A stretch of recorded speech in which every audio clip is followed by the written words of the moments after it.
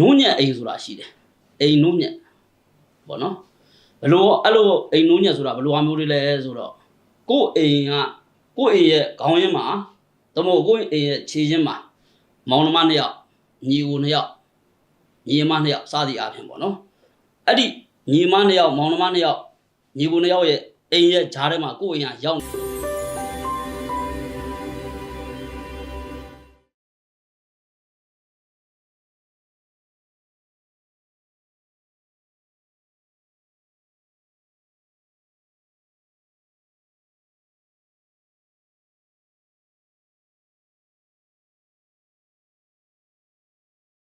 ွှေစကားကိုကြည့်ရှုနေကြတဲ့ခုနှစ်သားသမီးတွေအားလုံး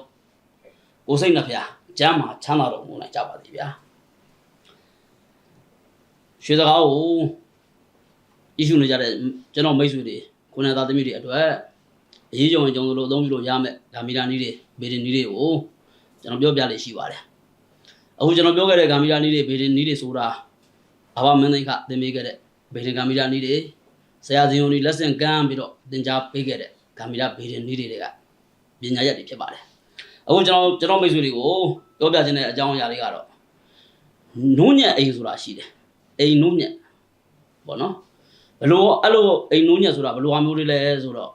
ကိုယ့်အိမ်ရဲ့ခေါင်းရင်းမှာတမို့ကိုယ့်အိမ်ရဲ့ခြေရင်းမှာမောင်နှမနှစ်ယောက်ညီကိုနှစ်ယောက်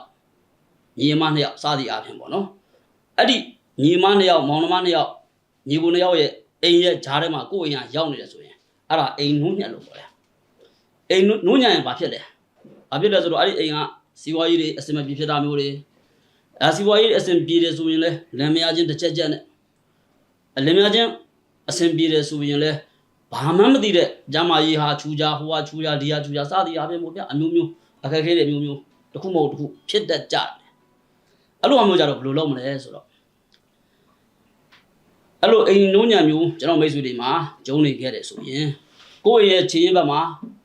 သို့မဟုတ်ကိုယ့်ရဲ့ခြေရင်းဘက်မှာရောခေါင်းရင်းဘက်မှာရောစားကလေးအိမ်လေးတွေချိတ်ပေးထားရတယ်အဲ့လိုဆိုရင်အဲ့အိမ်နိုးညံကိန်းဆိုတဲ့နေရာလွတ်သွားတယ်အဲ့ကျွန်တော်မိတ်ဆွေတွေအကယ်၍များကျွန်တော်မိတ်ဆွေတွေစီမှာအိမ်နိုးညံလိုဟာမျိုးဖြစ်နေခဲ့တယ်ဆိုရင်အခုကျွန်တော်ပြောခဲ့တဲ့နီလေးအတိုင်းလောက်ကြည့်ရင်းနဲ့နိုးညံတော့ကိန်းမှလွတ်မြောက်ပါစေလို့ဆုတောင်းမြတ်တာလေပို့တာလိုက်ပါတယ်